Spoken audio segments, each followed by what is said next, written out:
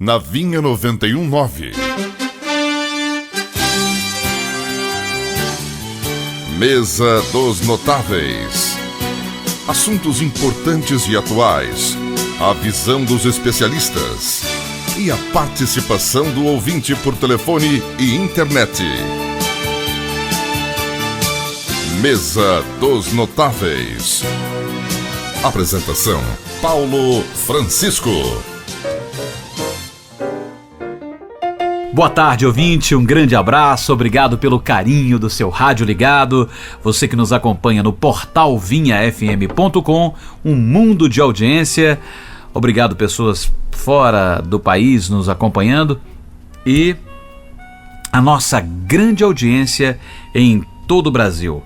E você que nos ouve nos 91.9 do rádio, aqui mesmo em Goiânia, no seu FM.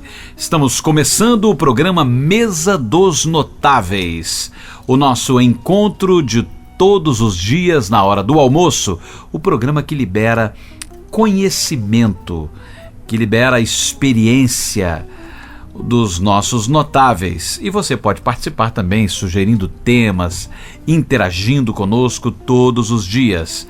O programa Mesa dos Notáveis tem a produção da jornalista Honória Ditz, que está aqui comigo, está aqui do meu lado. Honória, tudo bem com você? Tudo bom, Paulo? Prazer estar novamente aqui com você. E a mesa de áudio de Edinaldo Maurício. A apresentação é minha, Paulo Francisco. O tema proposto para hoje no Mesa dos Notáveis, Honória Ditz, qual é? Como vencer o medo, Paulo. Como vencer o medo. Você tem algum medo, Paulo? Daqui a pouco você vai conhecer um pouquinho. Daqui a pouco eu vou falar. Muito bem, para isso nós convidamos os notáveis. Doutora Rosane Santos, que é psicóloga, especialista em psicodrama e psicoterapia do trauma. Ela possui formação em terapias complementares. Doutora Lindamar Dias Pereira, também psicóloga, especialista em atendimento educacional especial e formação em psicoterapia do trauma. Fabrício Fontes é professional coach, membro da Academia Brasileira de Coaching, MBA em Gestão Comercial e é graduado em Administração de Empresa. São os nossos notáveis de hoje que vamos cumprimentar daqui a pouco, logo após o texto inicial do programa, que tem a intenção de melhor posicionar o nosso ouvinte sobre o assunto, bem como os nossos convidados aqui no estúdio. Vamos ao texto. Como vencer o medo? Medo de se relacionar, medo da solidão, medo de tomar decisões, medo de não prosperar, medo do trânsito, medo da morte, medo de andar de avião, medo de barata, medo de doenças, da violência, medo de que algo pode não dar certo. O medo paralisa. O medo é uma sensação que proporciona um estado de alerta demonstrado pelo receio de fazer alguma coisa, geralmente por se sentir ameaçado, tanto fisicamente como psicologicamente. O medo é provocado pelas reações químicas do corpo, sendo iniciado com a descarga de adrenalina no nosso organismo, causando aceleração cardíaca e tremores. Pode provocar também atenção exagerada a tudo que ocorre ao redor e ainda depressão e pânico. Normalmente, quando a pessoa decide enfrentar o seu medo, percebe que, afinal, não era assim tão assustador quanto parecia. Existem vários fatores que podem criar o medo e a maioria das pessoas não percebem que o medo em si é algo totalmente interno. O medo é criado pela nossa mente a determinados estímulos. É interno a nós mesmos, embora possa sentir-se de forma bastante real quando se sente no nosso corpo. Sabemos que o medo pode ser uma reação protetora e saudável do ser humano, pois pode vir de estímulos reais de ameaça à vida.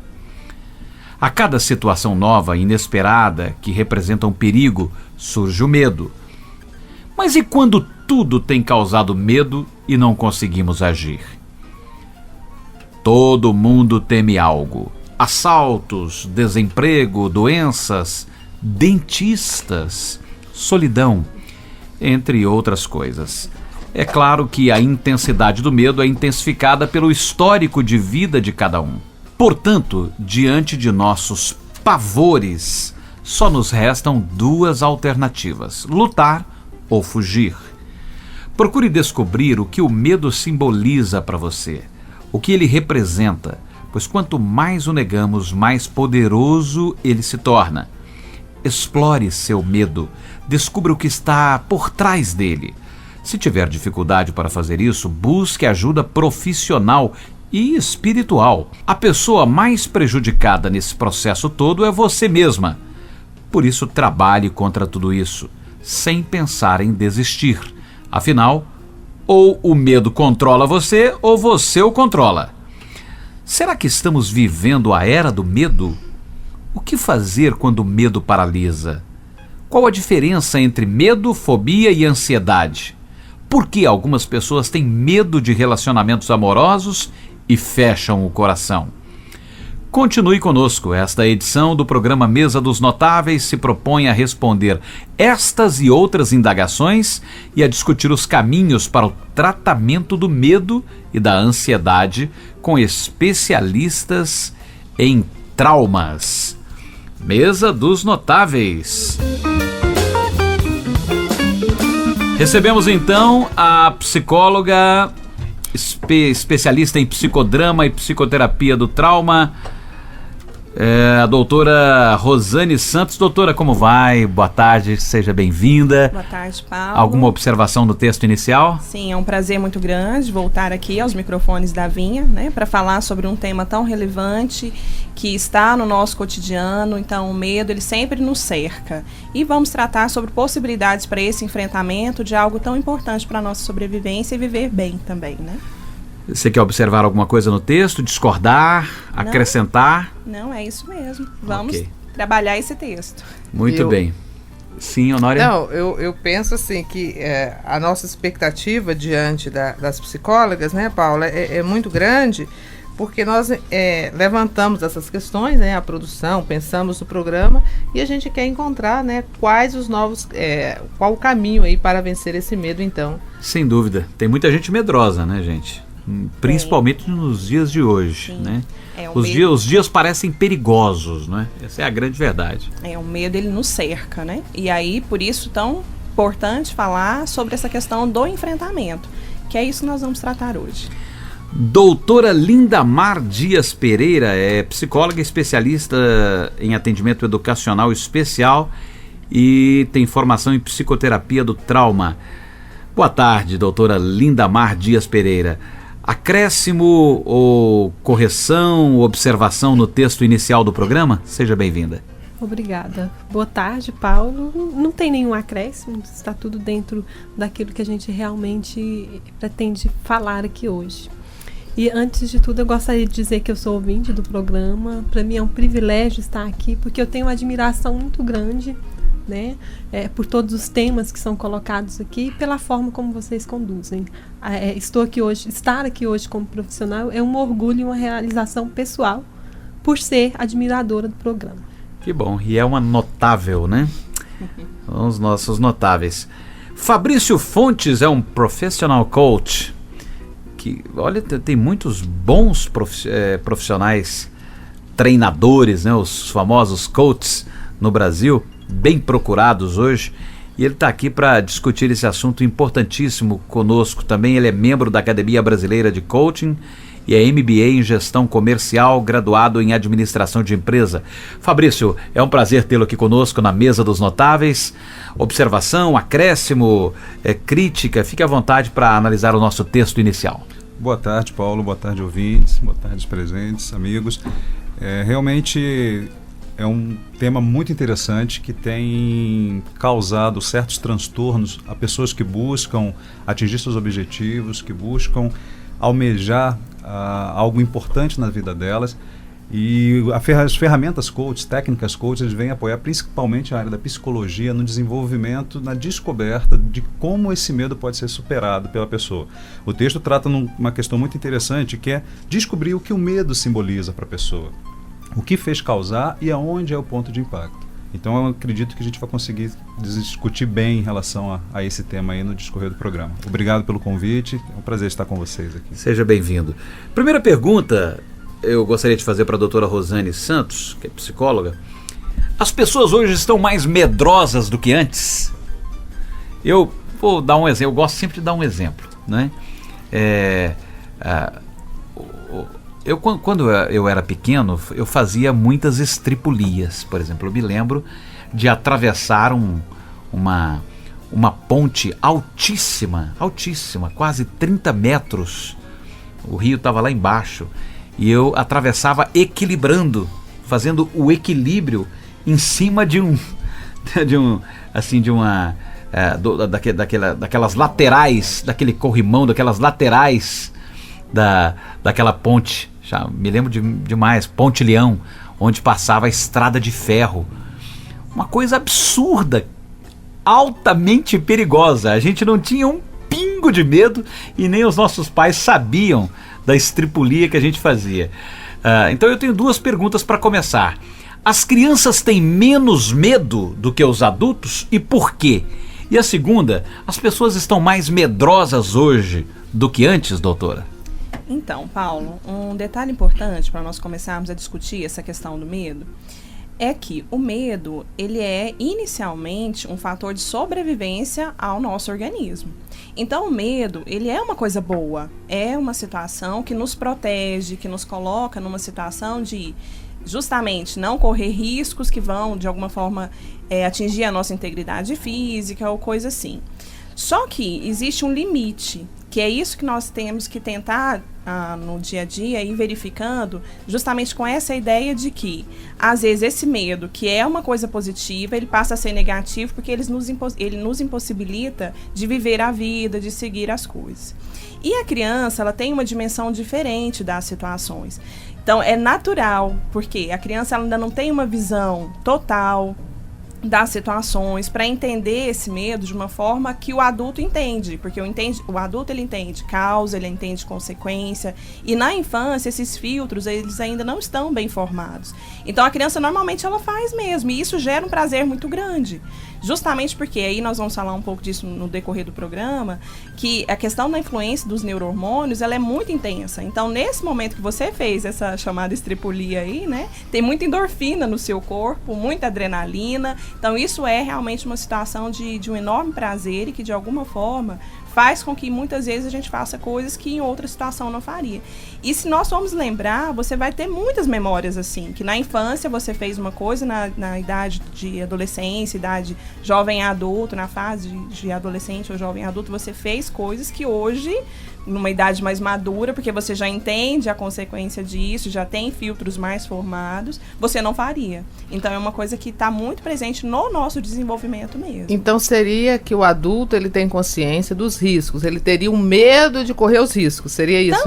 Também. É bem essa ideia de entender causa e consequência, e com o tempo nós vamos atingindo essa situação de maturidade e vai trazendo essa ideia de que muitas coisas que você já fez no passado, numa outra fase onde a adrenalina, a endorfina falavam mais alto, hoje acaba não sendo tão presente. Bom, mas eu ainda insisto, então, eu já posso até passar para a próxima psicóloga, eu imagino que elas são especialistas quase que no mesmo assunto. As pessoas hoje estão mais medrosas do que antigamente? Nós vivemos uma epidemia do medo nesta sociedade atual? Analisando a história do medo... a doutora Lindamar Dias Pereira, doutora. Analisando a história do medo, ele sempre esteve presente na nossa vida. O que mudou foi o foco.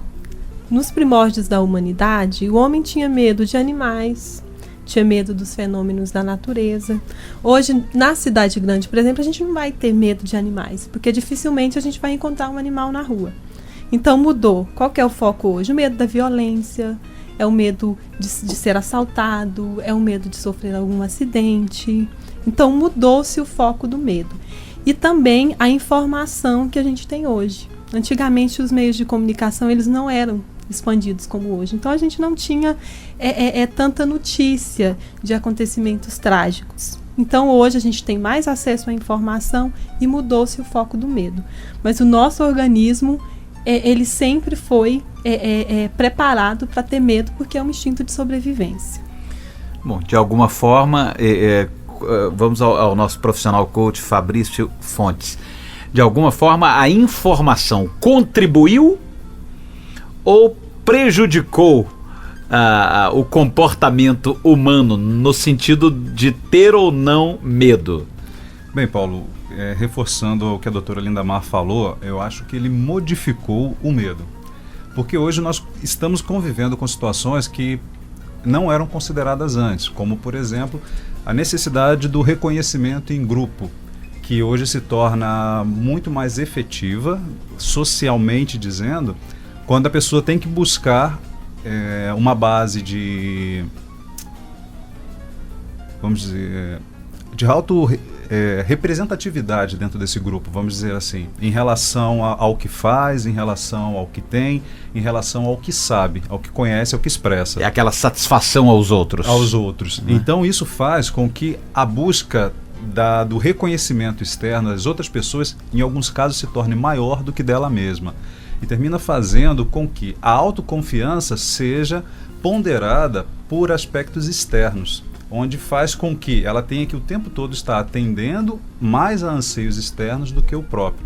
Então eu acredito que esse trabalho que a gente busca desenvolver em técnicas que vão focar no autoconhecimento, no autogerenciamento, faz com que isso amenize. Então penso que o medo tenha modificado de um tempo para cá, porque por se tratar de uma questão do instinto humano, a coisa venha sendo aprimorada, vamos dizer assim, de um tempo para cá. Honória, minha querida produtora, jornalista, pelo que entendi, então, o medo apenas foi modificado. Quer dizer, o medo sempre existiu, não é que exista mais medo ou menos, mais pessoas medrosas ou menos. Não é que nós estamos na era do medo? Não é exatamente isso. É que com a força dos veículos de comunicação, surge então a necessidade de se justificar diante dos outros, se posicionar, a sua posição social, onde você está, essa necessidade evidentemente, de se valorizar a si mesmo, essa preocupação da observação dos outros em relação ao nosso comportamento. E, lógico, a identificação através dos diversos veículos nos fazem estar mais atentos e mais medrosos. Mas o medo sempre existiu, sempre foi o mesmo. Diante do que o Fabrício falou, dessa questão de estarmos em grupo, é a sobrevivência dentro de uma sociedade capitalista, de uma sociedade que você tem que provar todos os dias que você é capaz, que você tem que lutar para continuar no seu trabalho, você não pode parar mais de estudar. Então nós vivemos também, eu acho que de alguma maneira, na era da competitividade. Quando você pensa que está terminando um curso, você tem que começar outro, os desafios são permanentes. Mas eu gostaria de lançar outra pergunta na mesa. Por favor. Permite, Paulo? Então, esse medo que as doutoras disseram aí, que são inerentes do ser humano. Mas tem aquele medo que às vezes não tem uma justificativa, quando o medo paralisa as pessoas. Quando que vocês conseguem diagnosticar que aquele medo é uma coisa normal, ou ele já não é mais normal, é um medo anormal? Então, daqui a pouco, após o intervalo, as nossas queridas psicólogas, doutora Rosane Santos e doutora Lindamar Dias Pereira, e o nosso professional coach Fabrício Fontes vão responder a essas e outras indagações sobre o nosso tema de hoje do Mesa dos Notáveis: como vencer o medo. Até já, ouvinte.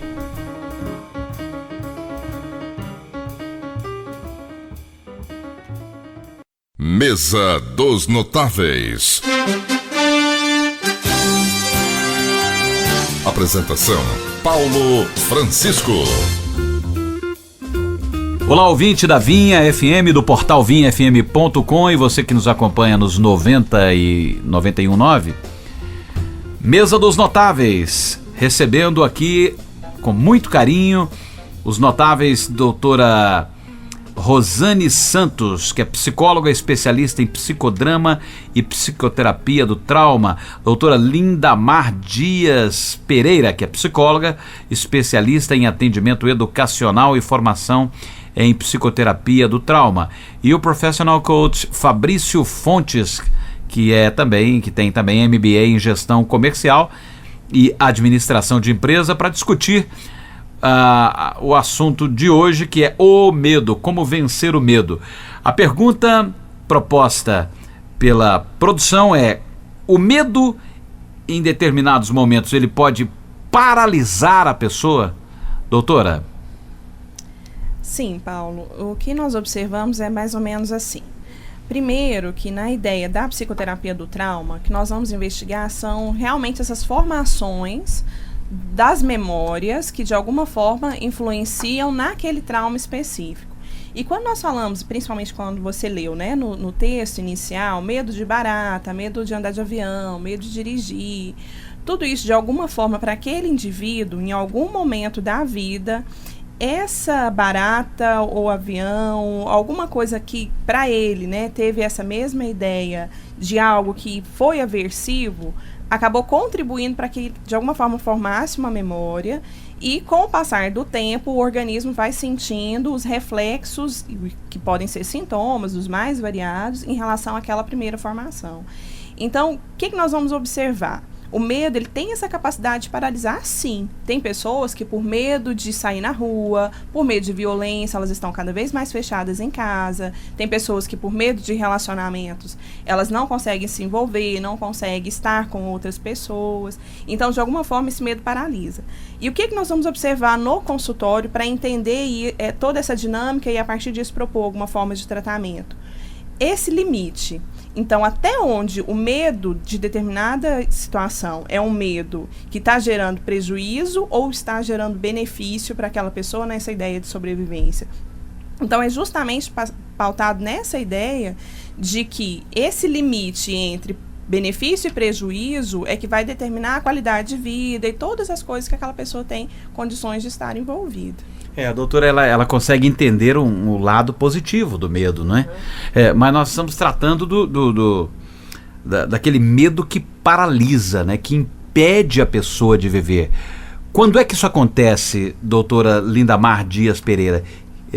Que nível de medo é esse que trava a vida da pessoa definitivamente? Ou não? Definitivamente ou não? Não vamos pensar definitivamente, né? Como psicólogos. O medo... O que vai fazer a diferença é o grau.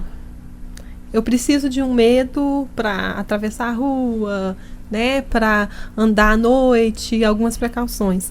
Agora, se isso é desmedido, se me trava, se faz com que eu deixe, por exemplo, de sair à noite por conta desse medo, se o medo faz com que eu deixe de dirigir, né, ao invés de ter uma direção defensiva e prestar atenção em tudo, aí sim ele me paralisa.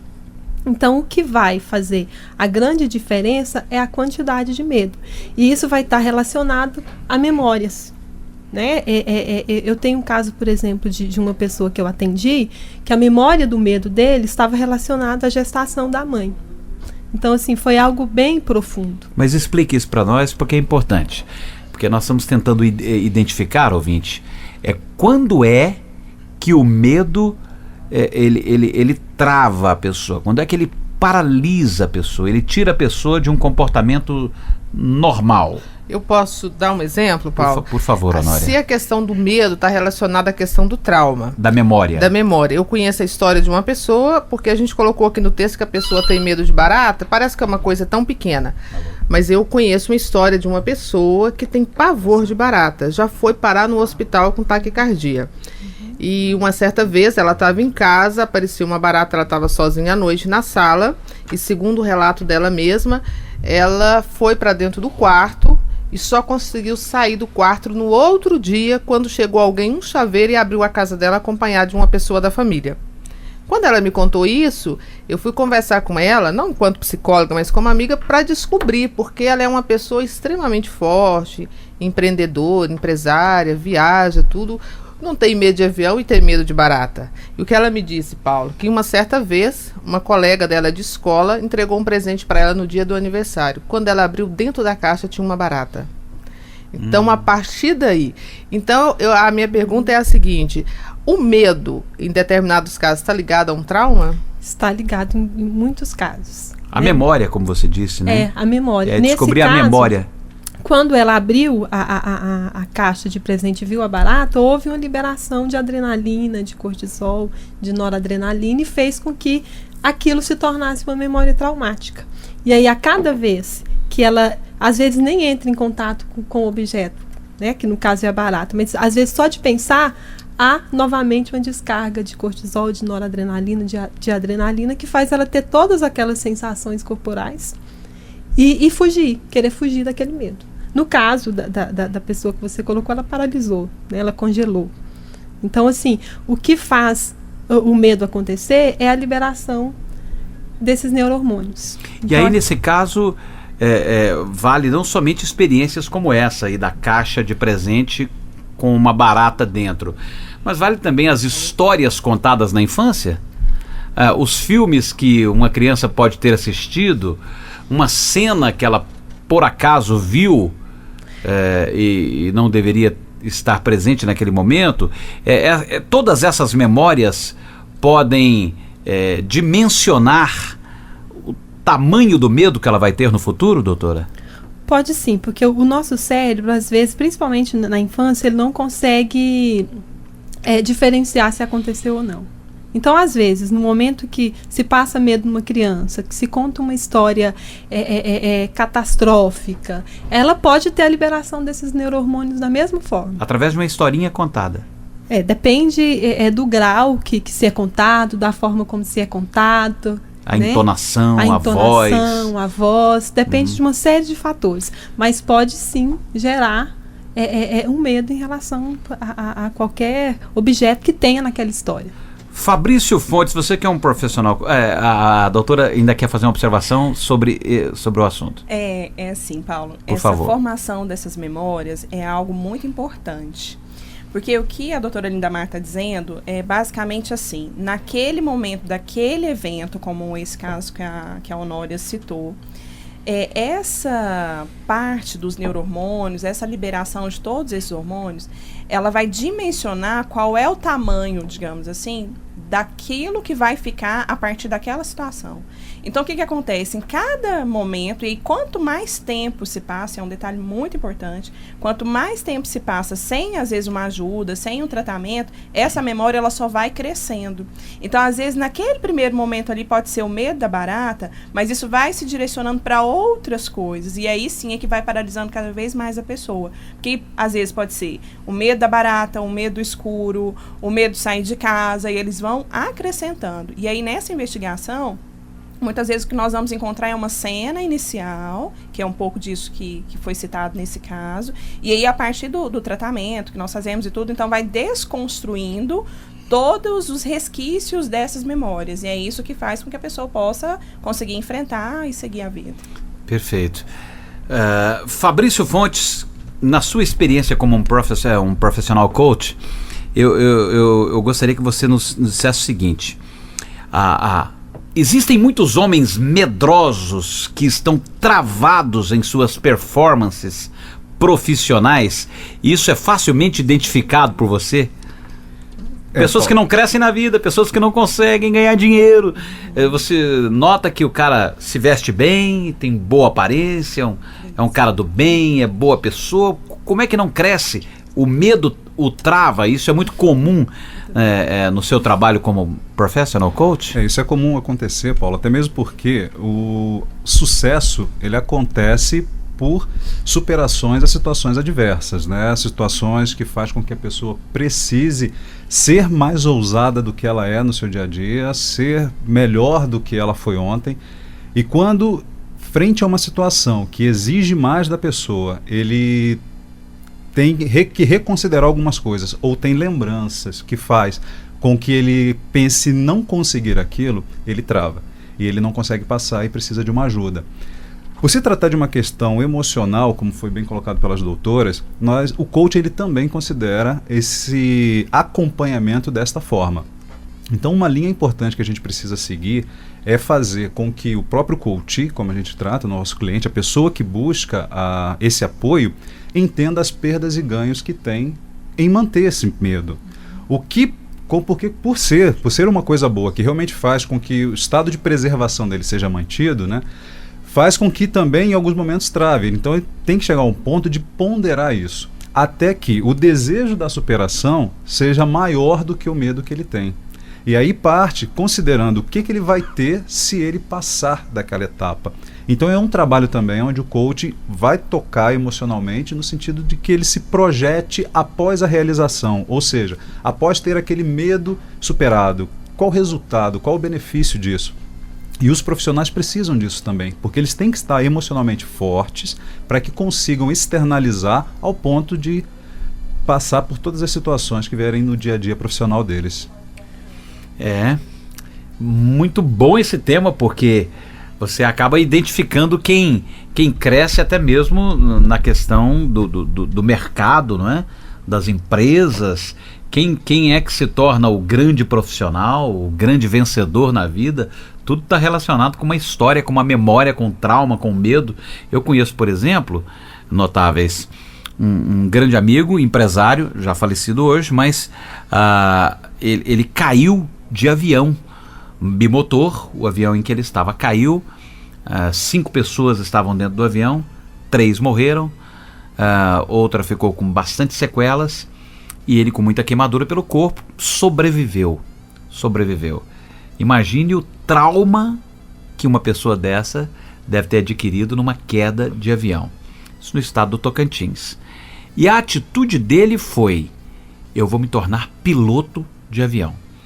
Ele decidiu enfrentar aquilo e se tornou um piloto de avião.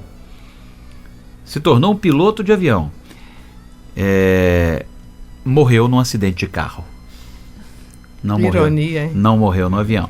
Não é? Eu gostaria de perguntar, eu penso que pode ser para o próximo bloco, como enfrentar o medo? É assim mesmo como ele fez? Essa é a melhor receita? Eu tenho medo de avião, então eu vou voar. Eu tenho medo de barata, então eu vou para um ambiente onde tenha muitas baratas e vou pisar em cima delas. É assim mesmo. A melhor maneira de se enfrentar o medo é encarar o próprio medo?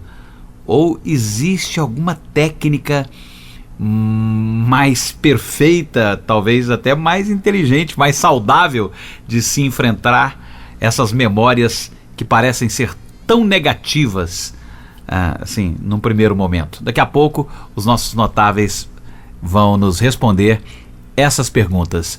Mesa dos Notáveis. Mesa dos Notáveis. Apresentação: Paulo Francisco.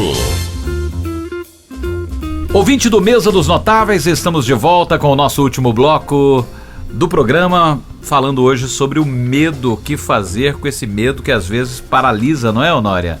Isso mesmo. É um tema bastante amplo, dá pra gente ficar aqui fazendo 2, 3, 4 programas, dá não? E até mesmo porque nós falamos no início que o medo pode paralisar. Então, e como a gente vencer tudo isso? Porque algumas pessoas têm medo de relacionamentos amorosos, e a nossa proposta é discutir os caminhos para o tratamento do medo, também da ansiedade, com especialistas em tratamento de trauma, né? Então nós temos agora nesse último bloco de ver o que nós não respondemos ainda para os nossos ouvintes. É verdade. Então vamos falar se existe uma solução para os medrosos.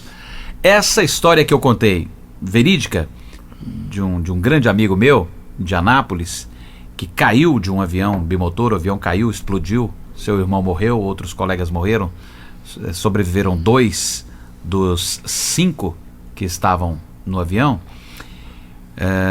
e ele, mesmo com o trauma, passou a enfrentá-lo e se tornou um piloto de avião, bimotor. Ele não pilotou aeronaves grandes, mas se tornou um piloto de aviões menores, né? De bimotor, de monomotor. esta maneira é a mais correta, a mais saudável de se enfrentar o medo? Encarar o trauma e fazer exatamente o que ele fez? Eu caí de avião, me traumatizei, agora vou ser piloto de avião. É por aí, doutora Lindamar Dias, que eu percebi que a senhora se posicionou para responder? Pode ser? Pode ser. Foi uma coincidência aqui. Mas não tá com medo de responder não, né? Não. Nem Então tá bom, porque fugiu por um momento do microfone. Foi a mania aqui de colocar a mão no rosto. Pode ser uma possibilidade, né? Ele teve esse recurso. Pode ser, então não é a melhor? Não exatamente, atitude? Vai depender de cada pessoa. O que nós fazemos na psicoterapia do trauma? Primeiro, nós preparamos a pessoa para isso. Né? Porque é óbvio que se ela tem um medo e quer tratar, é porque ela vai enfrentar. Né? Porque se ela tiver um medo, por exemplo, eu tenho medo de leão, eu não preciso tratar esse medo porque eu não vou bater de frente com o leão. Né? Agora, se a pessoa tem um medo que ela quer tratar, é porque em algum momento ela vai precisar de enfrentar isso. Mas na psicoterapia do trauma, primeiro a gente faz algumas técnicas de acolhimento, para a pessoa se sentir acolhida, protegida, isso com alguns comandos cerebrais. Depois nós usamos uma técnica que também é muito funcional, que é o cardiomotion, e utilizamos também um aparelho estimulador de endorfina, porque aí vai tirar todas aquelas sensações que a memória provoca, né? Que são ocorridas pela liberação de noradrenalina, de cortisol. Durante esse preparo, a pessoa vai se fortalecendo, até o momento em que ela vai se sentir preparada para enfrentar esse medo. Né? Então, assim, foi uma escolha dessa pessoa fazer isso, não sei se sozinho ou se com ajuda profissional, mas o bom é que se faça isso dentro de um tratamento, para que todas as etapas sejam preenchidas e a pessoa, de repente, não ir lá enfrentar aquele medo, não conseguir, se sentir frustrada e isso gerar um medo maior. A senhora está querendo dizer que o tratamento do medo necessariamente tenha que passar por uma clínica com uma psicóloga ou um profissional psicólogo? Não necessariamente, mas isso faz uma diferença muito grande no tratamento. Ok. Doutora Rosane Santos, um exemplo aqui, né? Eu já ouvi muita gente praticar isso. Menino, você está com medo de pular na piscina, você está com medo de afogar. A melhor maneira de você perder o medo de nadar, eu vou te ensinar como é que é. Pega o moleque e joga ele para ele beber água dentro da piscina, dá aquela afogadinha básica a primeira vez, depois ele cria uma coragem impressionante, se torna um grande nadador. É isso mesmo? É simples assim? Paulo, o que nós... É uma solução? O que nós observamos, e tem muito a ver com isso que a doutora Lindamar citou. Isso pode, naquele momento, para aquela situação específica, ser uma solução? Às vezes até pode. Mas o que nós observamos no consultório? A criança, ela deixa de ter medo de nadar e ela passa a ter medo de outras coisas. Essa memória, ela acaba transferindo para outras situações. E nesse caso, por exemplo, acabam entrando outros sentimentos, outras sensações que são extremamente negativas também. Então, passa por questões de confiança. E aí tem muita relação com as crenças que aquela pessoa vai formando, e aí você citou um caso da criança especificamente, mas é como aquela criança ela vai se formando e que isso de alguma forma faz uma diferença muito grande na idade adulta, que aí cai num pouco do que o Fabrício citou agora há pouco também, que às vezes esse enfrentamento ele está muito relacionado com essas crenças que foram sendo absorvidas.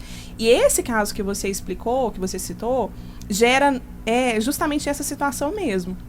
Resolve uma coisa por terapia de choque, né, que eu até brinquei com você no início aí sobre a questão do avião, mas acabam que esses sintomas, eles continuam, eles só transformam, eles só passam por uma outra coisa, como se a gente buscasse, o organismo buscasse uma outra válvula de escape para aquela situação.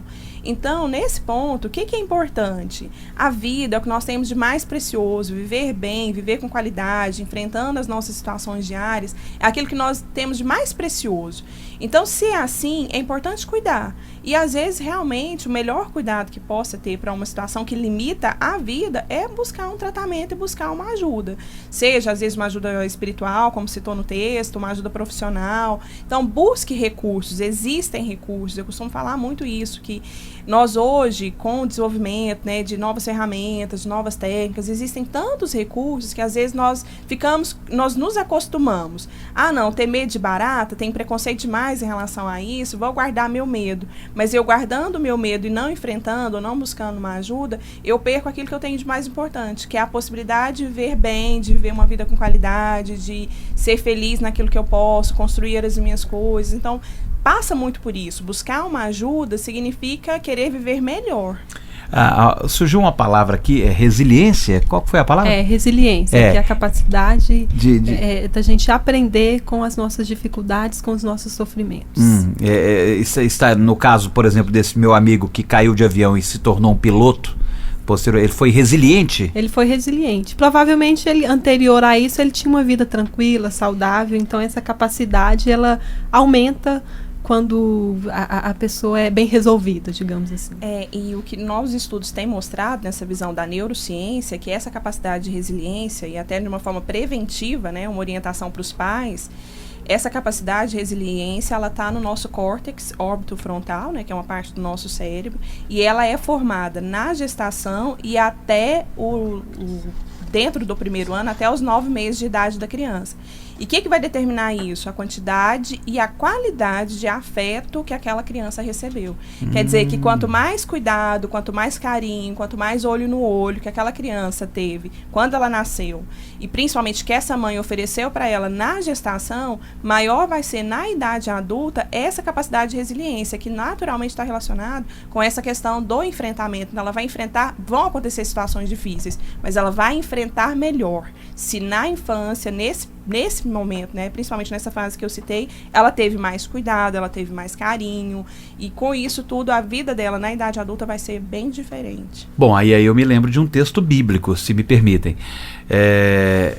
A Bíblia diz assim: o verdadeiro amor lança fora todo o medo. Exatamente. Não é? Então, o verdadeiro amor, é isso que a doutora acabou de falar, né? Bacana a gente tocar nesse assunto, porque já eu vou dar um outro exemplo aqui. Temos vários exemplos para dar sobre o medo. Mas, Honório, eu gostaria de perguntar ao Fabrício Fontes, que trabalha como profissional coach, dizendo o seguinte: como obter sucesso no seu trabalho como coach para um cara que a performance está baixa por causa dos diversos traumas? Você o envia para uma psicóloga, ou você, como coach, tem como ali conversar e colocá-lo no equilíbrio? Certo. Paulo, nós profissionais da área de coach respeitamos muito o trabalho realizado pela psicologia e consideramos piamente que um não substitui o outro, eles são complementares. Então, nós, durante o processo de formação, os profissionais eles recebem orientação para identificar quando um cliente ele precisa de um acompanhamento terapêutico ou quando o coaching pode dar continuidade a esse trabalho. E havendo essa necessidade, ele pode desenvolver um trabalho em paralelo, ou ele pode aguardar que o trabalho terapêutico seja realizado para depois dar condução a um trabalho de coaching, vamos dizer assim. Mas você tem algum depoimento para contar para a gente assim sobre performance, algo que você já identificou? Eu estou mostrando assim, eu quero que você mostre para a gente o lado mais profissional, claro, né? Claro. Realmente da performance, o cara que precisa trabalhar, precisa vencer, quer crescer e está travado. Alguma coisa de... Sim, a gente coloca que todas as sessões elas são reservadas e são... Pode usar pseudônimo se você quiser. Justamente. Então, nesse caso, eu tenho um coach que ele está tendo dificuldades profissionais atualmente e não entende por quê. Já foi empresário, é uma pessoa bem-sucedida, já morou há alguns anos fora do país, adquiriu muita experiência em outras culturas, porém ele ainda não consegue um desenvolvimento satisfatório na área profissional. E durante o processo de coaching, nós identificamos que algumas situações na infância que ele tentava realizar, que ele questionava, ele era abordado por pessoas que ele amava, que ele considerava como que restringiam a ação dele, dizendo que ele não tinha condições de mudar o mundo, que aquilo era normal, que ele não deveria se esforçar para isso, porque aquilo já era assim por muito tempo e deveria ficar. Palavras que vindo de Você não vai ser ninguém na vida, menino. Algumas coisas nesse Você tipo não serve pra nada, menino. a dificultar. Você acha que você vai mudar o mundo, menino? Justamente. Você tá achando que vai ser diferente? Quer Sempre saber foi mais assim. do que os outros, menino? Você acha que você é melhor do que... Esse tipo de coisa? Esse tipo de coisa. Ah. Então o trabalho que a gente busca é fazer com que ele ressignifique isso, percebendo que estas eram opiniões das pessoas que ele convivia naquela época, que ele está em um outro momento, que ele está em uma outra preparação e ele tem um potencial muito grande de superação disso. Então, porque nem sempre o que ele vai ter que resolver dentro dele é efetivamente o que ele externaliza. Por exemplo, uma pessoa que tem o medo de falar ao público.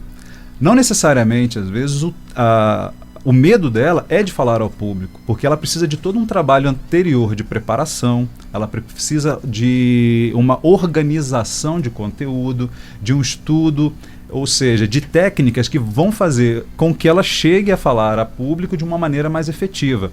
Então nós vamos identificar que é um processo bem lá atrás que precisa acontecer gradativamente. E isso só vai ser descoberto quando nós damos a possibilidade, a condição, com base em orientações, que a pessoa se conheça. Que aí é um trabalho da PNL que vem desenvolver aí o autoconhecimento, que vem desenvolver o autogerenciamento. Então, isso é importante. Na história, nós costumamos dizer, os professores de história, que nós conhecemos o passado para entendermos o nosso presente e estudamos o presente para podermos projetarmos o futuro, já prever como vai ser o futuro.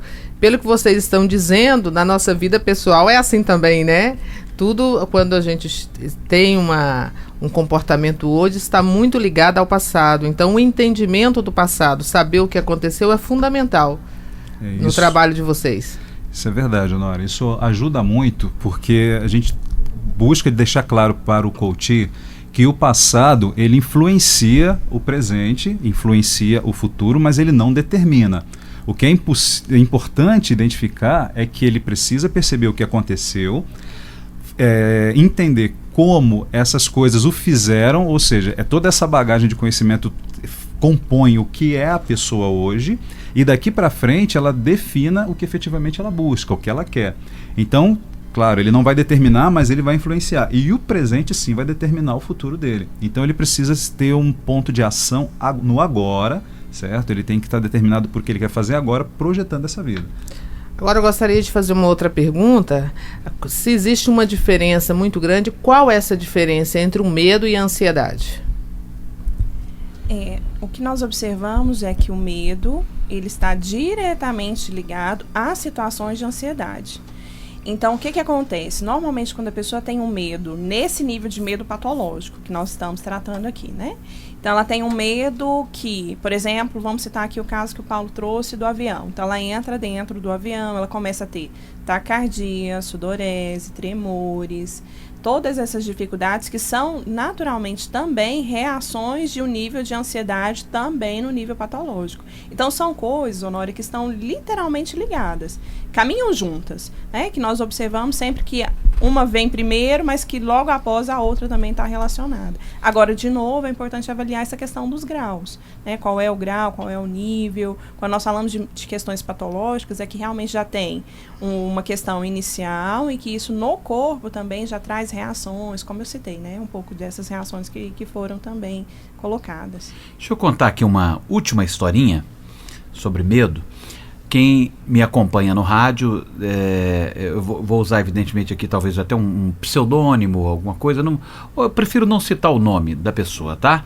Só para entender que técnica nova nós temos para resolver o problema do trauma, do medo, da insegurança. O pai assassinou a mãe com 6 facadas. A mãe estava com um bebê no colo. 1 ano e 6 meses e uma outra filhinha de 2 anos dada a mão, né? A mãe com a mão dada para essa criancinha de 2 anos e um outro bebê de 1 ano e meio no colo. Pegou o bebezinho que jogou em cima do cadáver ali. Essa criança cresceu sem pai, sem mãe. E, evidentemente que cresceu assim sem alguns valores, não é? E sem cuidado, sem... Bom, eu me encontrei com essa criança. Eu tive um encontro com essa criança. Hoje, com 14 anos de idade. Ele me revelou que quer ser policial. Quando ele me revelou que queria ser policial, eu imaginei por que ele não quer ser um jogador de futebol? Por que ele não quer ser um engenheiro? Ou um professor? Ou qualquer outra coisa? Mas ele quer ser um policial. Estou contando um caso real, bem próximo de mim, para perguntar às nossas psicólogas: que futuro pode ter essa criança?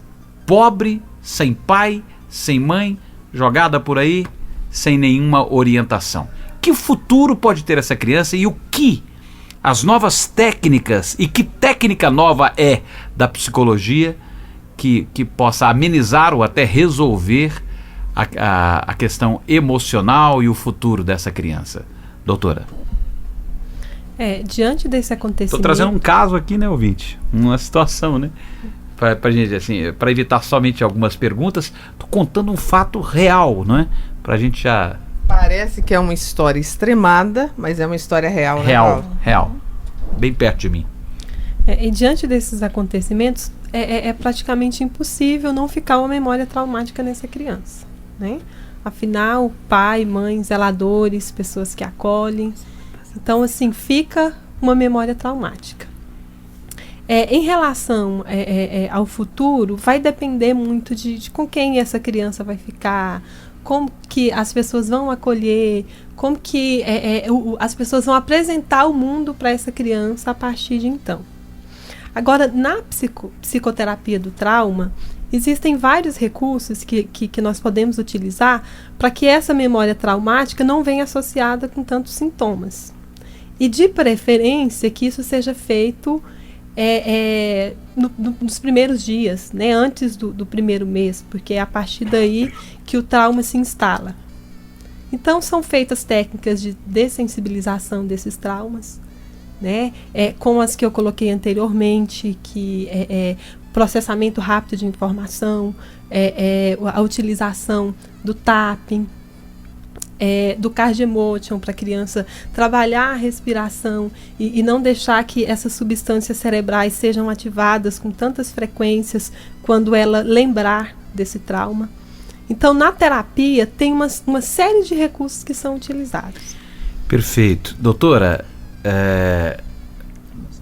Rosane, acontece que ninguém tratou dessa criança. Ela já tem 14 anos. O que fazer agora? Paulo, é assim, né? O que nós observamos por mais que tenham acontecido várias situações no passado, o passado ele não determina exatamente como vai ser o presente ou como vai ser o futuro. Porque senão, nós vamos olhar assim, aconteceu isso, foi não difícil, não determina. Não determina? Determina, não. Mas contaram a história para ele. Mas contaram a história para ele desde criancinha. A história que mais contaram para ele, falaram, seu pai assassinou sua mãe. E é claro que ele tem memória disso. Mesmo sendo pequenininho, não tem a memória autobiográfica, mas ele tem a memória fisiológica, a memória corporal e tudo mais. Então, assim, porque senão, o que acontece? A gente vai passar por um âmbito que, se aconteceu isso, está determinado que vai dar errado no futuro. E não necessariamente. A vida, ela está em constante mudança, ela está em constante movimento. E é claro que dentro até de uma visão de psicologia positiva, a gente tem que crer e entender que por mais que tenham acontecido coisas ruins, alguma coisa ficou. Tanto que hoje ele já tem 14 anos, né? Então, de alguma forma, ele está convivendo, ele está sobrevivendo. Agora, existem recursos para trabalhar isso, para que seja melhor e que a gente diminua o sofrimento, as reações e até mesmo no sistema de informação de crenças, o que ficou para ele em relação a essas questões. Porque você citou bem. Qual seria, então, a partir disso, o motivo dele escolher ser policial? Né? Então, mas qual é o sentido que isso tem para ele? Né? Ele é que teria que nos dizer por que ele teve essa indagação para essa situação, e é claro que a gente poderia levantar hipóteses, né, de alguma coisa relacionada a isso. E essas novas técnicas, baseadas na questão da psicoterapia do trauma, traz duas questões que para mim são fundamentais. Primeiro, essa visão de que nada determina, mas contribui. Se contribui, existem recursos para amenizar e para trabalhar, esse é o principal. E segundo, que existem formas práticas, reais, e que em menos tempo, num curto espaço de tempo, a gente pode ressignificar e, com isso, trazer melhorias para que esse futuro, ele possa ser, sim, um futuro de enfrentamento, que algo que fez parte da história não vai determinar o futuro dessa criança ou desse adolescente hoje, né? Mas existem muitas possibilidades de coisas para se fazer, que é um pouco disso que a Linda Mar citou, que no consultório é que nós vamos observar, né? O que realmente é a melhor técnica e é o melhor direcionamento para dar. Mas existem caminhos, existem possibilidades para fazer que o futuro desse adolescente, ele tem condições de ser diferente, sim. Bom, nós não discutimos tudo, né, gente, sobre o medo, mas eu encerro com uma participação do nosso querido Fabrício Fontes, com uma perguntinha sobre um tema que nós não discutimos aqui. Numa próxima oportunidade vamos discutir. As questões amorosas, os traumas amorosos, você tem percebido isso nas suas, como é que a gente diz? Nas suas sessões, nas suas sessões de coach? Os traumas amorosos têm impedido a performance de grandes profissionais? Sim, é comum encontrarmos pessoas onde a questão emocional seja afetada por questões de relacionamento, até em virtude de ser uma forma de aprovação. O cônjuge, ele contribui com a afirmação daquela pessoa. Então, uma vez que isso não acontece, faz com que ele se sinta inferiorizado de alguma forma. Uhum. Então, voltando no que a gente conversou, é importante identificar para ele o quanto isso ainda reflete no futuro que ele quer, que é o objetivo do coach. Ele busca tratar do presente para frente, é olhar para frente, é futuro. Caso precisemos tratar alguma coisa referente ao passado que venha interferir no resultado dele, nós vamos pontualmente observar aquilo, mas não é o objetivo.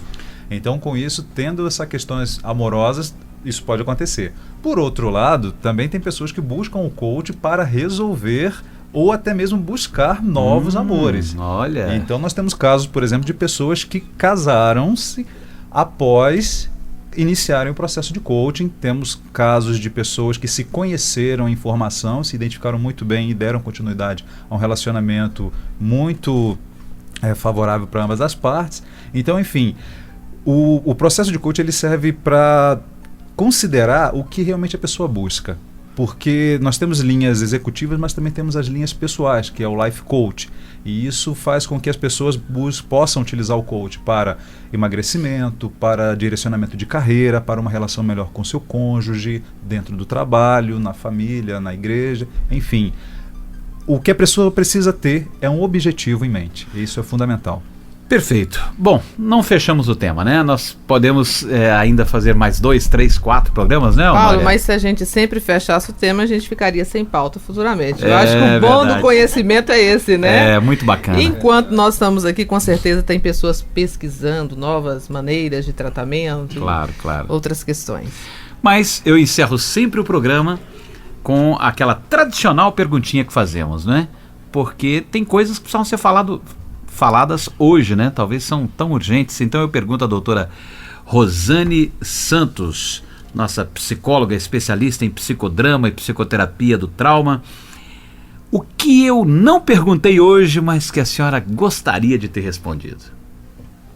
Então, Paulo, nós abordamos bem. Eu acho que por mais que ficaram, né, situações relativas ao medo, principalmente das fobias e tudo que estão mais ligadas a situações de ansiedade, que nós não entramos, mas são coisas que também são muito comuns e são muito relevantes. E para fechar, eu acredito que o mais importante seja realmente isso.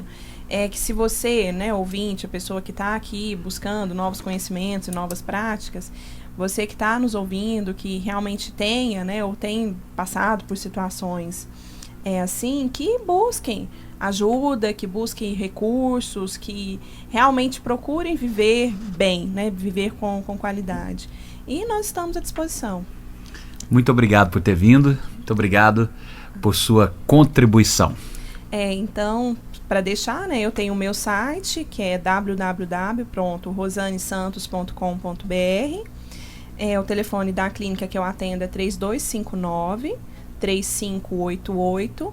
E no site e no Facebook também, doutora Rosane Santos, tem toda uma explicação do que é a psicoterapia do trauma e todas as outras ferramentas de trabalho que nós temos e que visa justamente isso, né? Proporcionar aos nossos pacientes, aos nossos ouvintes, uma melhor qualidade de vida. Sempre bem-vinda, muito obrigado pela contribuição. Doutora Lindamar Dias Pereira, psicóloga, especialista em atendimento educacional especial e formação em psicoterapia do trauma. O que eu não lhe perguntei hoje, que a senhora gostaria de ter respondido?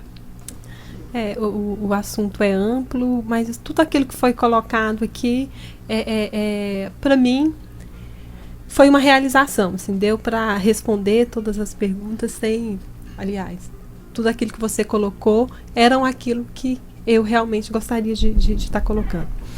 E eu só gostaria de enfatizar o presente, né? Às vezes a gente fala muito do passado, mas eu gostaria de colocar para as pessoas que aquilo que a gente faz hoje é mais importante do que o que aconteceu no passado. Então, independente do que tenha acontecido, que as pessoas procurem recursos e procurem tratamentos para enfrentar qualquer medo ou qualquer ansiedade exagerada.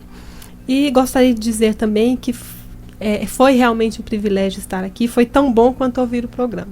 Tá? Muito obrigada pelo convite. Quer deixar os seus contatos? Eu vou deixar o meu telefone celular, 8539-4018. E quem quiser me procurar também no Facebook é Lindamar Dias, na minha página. Muito obrigado. As nossas psicólogas muito simpáticas. Obrigado pela contribuição. Professional Coach, membro da Academia Brasileira de Coaching, MBA em Gestão Comercial e é graduado em Administração de Empresa, o nosso Fabrício Fontes. Foi mais um notável na mesa de hoje. O que eu não lhe perguntei, Fabrício, que você gostaria de ter falado? Bem, Paulo, nós falamos de muita coisa nesse sentido. Eu acredito que por essa linha, né, do que foi levantado aqui, o ouvinte já consiga muitos benefícios nessa busca que a gente sabe que é algo muito importante, que é conduzir, né, o tratamento, a orientação melhor em relação ao medo, como ele vai tratar isso na vida dele. Mas eu gostaria de reforçar que uma das coisas que a gente tem identificado que ajuda a combater o medo são as afirmações de objetivos que ela tem. O medo, ele não se contrapõe durante muito tempo a afirmações no sentido do objetivo, da busca que se quer. Então o ouvinte poder parar, tirar um tempo para si, entrar num processo de meditação, nada muito profundo, mas que ele possa se perguntar por que desse medo, o que ele me agrega, onde eu vou chegar com isso, se isso ainda tenho que realmente considerar na minha vida e buscar entender o que ele realmente precisa fazer para atingir o objetivo dele. Quanto mais informações ele tiver sobre o que é viajar de avião, o que é que precisa ser feito para eu falar a público, como as pessoas que falam a público se comportam, ele vai conseguir reverter essa situação e contornar isso e viver, sem dúvida, muito melhor. Sempre bem-vindo, muito obrigado. Algum contato? Sim, eu gostaria de deixar os contatos da Academia Brasileira de Coaching. Agradecemos o convite de vocês, participar com os notáveis, com as doutoras. Obrigado, Honório, Paulo. E, havendo o interesse, pode nos procurar no 3281-3054 ou diretamente comigo no telefone 8171-1090 ou através do meu Facebook, Fabrício Fontes. Ok, Fabrício Fontes, muito obrigado aos notáveis, até a próxima oportunidade. Obrigado, produtora Honória Ditz, muito bom tema. E eu tenho certeza que amanhã teremos mais um tema interessante no nosso já tradicional Mesa dos Notáveis. Prazer foi meu, Paulo, até amanhã, se Deus nos permitir. Se Deus quiser, obrigado ouvinte pelo carinho, pela grande audiência, continue sempre conosco, até a próxima.